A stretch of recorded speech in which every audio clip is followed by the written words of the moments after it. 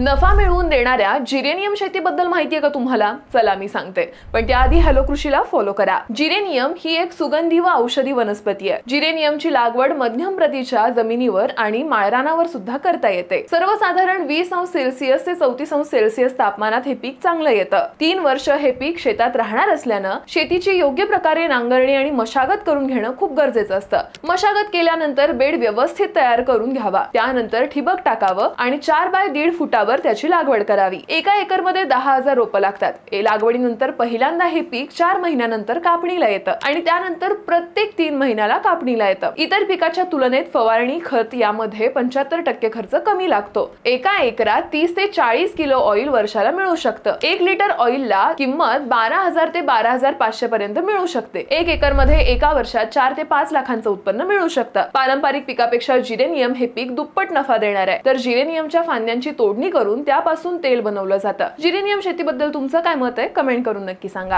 आणि हा व्हिडिओ तुमच्या शेतकरी मित्रांसोबत नक्की शेअर करा.